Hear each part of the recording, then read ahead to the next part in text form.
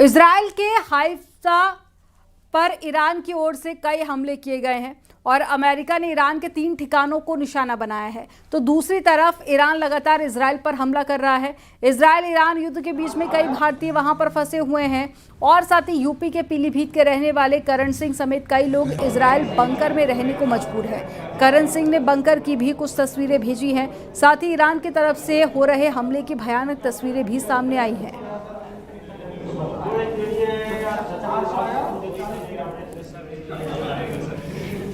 तो तस्वीरें आपको दिखा रहे हैं। देखिए, ये हाइफा की तस्वीरें हैं जहां पर बंकर में कई सारे लोग छुपे हुए हैं क्योंकि लगातार हमले किए जा रहे हैं। इजराइल और ईरान के बीच में युद्ध लगातार जारी है और ये 3 तस्वीरें आपको दिखा रहे हैं। ये अलग अलग तस्वीरें आप देखिए।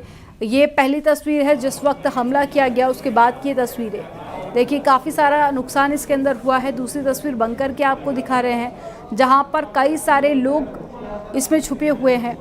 और पीलीभीत का रहने वाला करण, जिन्होंने ये वीडियो भारत भेजी है, और साथ ही करण के परिजन सरकार से मांग कर रहे हैं कि जल्द से जल्द जो भारतीय नागरिक हैं, जो भारतीय स्टूडेंट हैं ईरान या फिर इजराइल में फंसे हुए हैं, उन्हें भारत लाया जाए।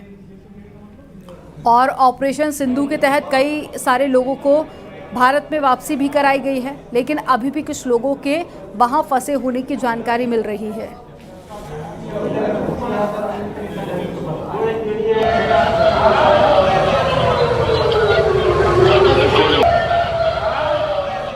में इस समय में ईरान से हमले हो रहे हैं। जैसा कि जानते हैं, इजराइल में जबरदस्त बमबारी हो रही है। तो इस समय में जो हमले हो रहे हैं वो कहीं ना कहीं देखा जाए काफ़ी भारी मात्रा में इजराइल के ऊपर हमले हो रहे हैं, लेकिन इंटरसेप्ट कर लिए जाते हैं। हम लोग सभी लोग बंकर में छिपे हुए हैं। जब भी हमला होता है तो पास में बंकर बना हुआ है, तो स्थानीय लोग और इंडियंस लोग कुल मिलाकर सभी लोग यहाँ पर बंकर में मौजूद हैं। और हाइफा से हमारे साथ में इजराइल से करण सिंह इस वक्त जुड़ गए हैं। करण, इस वक्त आप कैसे हैं, सबसे पहले मैं ये जानना चाहूंगी, और साथ ही इस वक्त वहां पे किस तरह के हालात बने हुए हैं, क्योंकि एक जो वीडियो आपने शेयर की थी वो भी हमने अपने दर्शकों को दिखाई कि कैसे बंकर में कई सारे लोग फंसे हुए हैं। अब अमेरिका की तरफ से भी हमला करने की बात सामने आई है ईरान पर। तो मैं चाहूंगी जरा आप एक बार तस्वीरें दिखाइए अगर हो सके पॉसिबल, और बताइए कि कैसे हालात है वहां पर। देखिए, मैं आपको बता दूं कि मैं हाइफा में हूं, और जैसा कि आप जान रहे हैं, दुनिया जानती है कि इजराइल अपने आप में सशक्त है। हर एक मुकाबले पर बेहद मजबूती से खड़ा हुआ है, चाहे तो यहाँ के लोकल व्यक्ति हों या फिर बाहर से फॉरेन से आए हुए हों, बिल्कुल से सुरक्षित हैं। और मैं आपको सामने देख रहा हूँ कि सुरक्षित हूँ बिल्कुल से, क्योंकि हमारे पास में बंकर बने हुए हैं। और जैसे ही अलार्म बजता है, जो यहाँ की टेक्निक है, टेक्नोलॉजी है, बिल्कुल से मुस्तैद है और बहुत बेहतर काम कर रही है। जो कि हम लोगों को पहले से ही 10 मिनट पहले अलर्ट जारी हो जाता है, उसमें हम लोग अपने पास के बंकर में चले जाते हैं। किसी भी प्रकार की अभी तक कोई कैसी भी कैजुअलिटी नहीं हुई है, सुरक्षित हैं, क्योंकि स्थानीय लोग भी, जो आसपास के लोग हैं, वो बंकर में आते हैं। और हम लोग बिल्कुल से सुरक्षित हैं, क्योंकि ये जाहिर सी बात है कि भारी मात्रा में जब मिसाइल का हमला होता है या फिर दूसरे देश जब हमला करता है, तो उसमें कहीं ना कहीं इंटरसेप्ट करने में कुछ मुश्किलें होती हैं। लेकिन 99% के रेशो से आयरन डोम है, जो इजराइल की सुरक्षा कवच है, वो बिल्कुल से उनको नाकाम, आसमान में ही नाकाम कर देता है।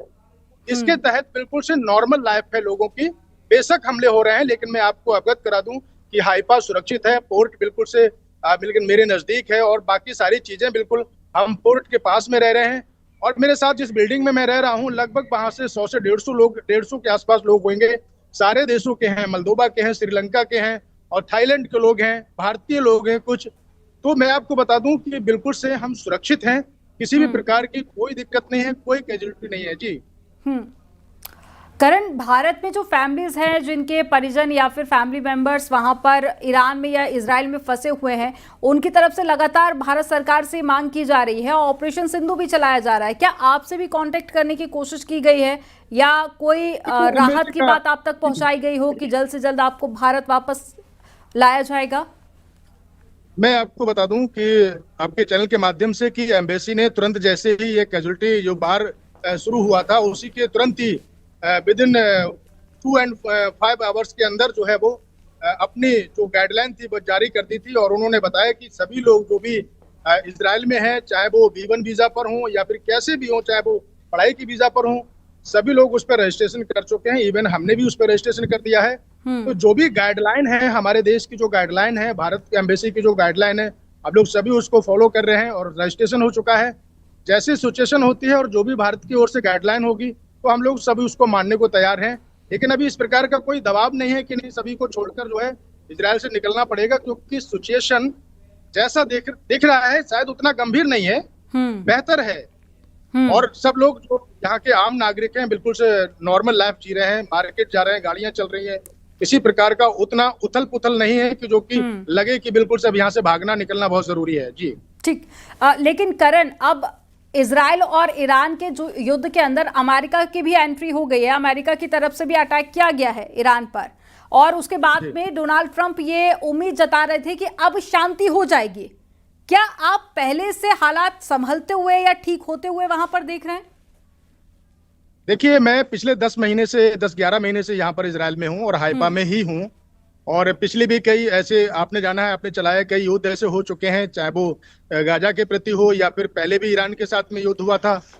लेकिन जो इजराइल की स्थिति है वो मजबूत है, क्योंकि जो मैं अपनी आंखों से यहाँ देख रहा हूँ और मैं हाइफा में ही हूँ, जो कि इस प्रकार की खबरें चाहे वो आप सोशल मीडिया पे देख रहे हैं या फिर चैनल्स पे देख रहे हैं, लेकिन उसकी अपेक्षा उलट है बिल्कुल से, क्योंकि हाइफा सुरक्षित है। हाँ, एक दो कहीं ना कहीं मिसाइल गिर रही है जो कि आयरन डोम से चूक जाता है, क्योंकि भारी मात्रा में हो रहा है, तो उसमें कहीं ना कहीं कुछ भी इधर उधर मिसाइल गिर जाती है, लेकिन कैजुअलिटी नहीं है। आज भी किसी प्रकार की कोई हाइफा में कैजुअलिटी नहीं हुई है, बिल्कुल हम लोग सुरक्षित हैं।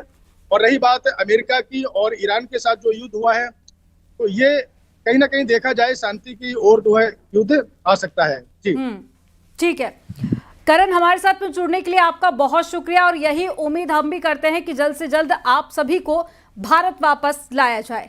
और चलिए खबरों में आगे बढ़ते हैं। अमेरिका के हमले के बाद में ईरान का जोरदार पलटवार हुआ है। इजराइल के कई शहरों पर ईरान ने मिसाइलें दागी हैं। ईरान ने इजराइल पर 40 मिसाइलें दागी हैं। तेल अवीव और हाइफा में चारों तरफ तबाही का मंजर दिखाई दे रहा है।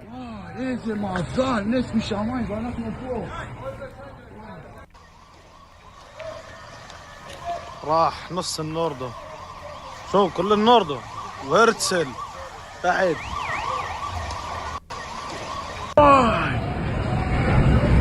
واي على ماماد واي ارتل الخاء بكيوسك של ג'וקר הלך על הרצל על הממד. וואי, איזה מזל, נס משמיים ואנחנו פה. और इससे पहले अमेरिका ने ईरान के परमाणु ठिकानों पर हमला किया था, जिसमें फोर्दो, नतांज, इस्फहान और साथ ही न्यूक्लियर साइट पर अटैक किया गया था।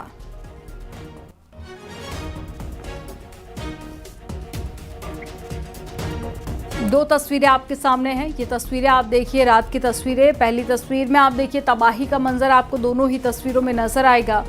अमेरिका की एंट्री हो चुकी है इस वॉर में, और अमेरिका ने ईरान पर हमला किया है। हालांकि ईरान भी ये धमकी दे रहा है कि इस युद्ध को अमेरिका ने शुरू ज़रूर किया था, लेकिन इसका खात्मा ईरान करेगा। तो दो देशों के बीच में युद्ध हुआ जो शुरू, वो अब तीनों देशों के बीच में देखा जा रहा है।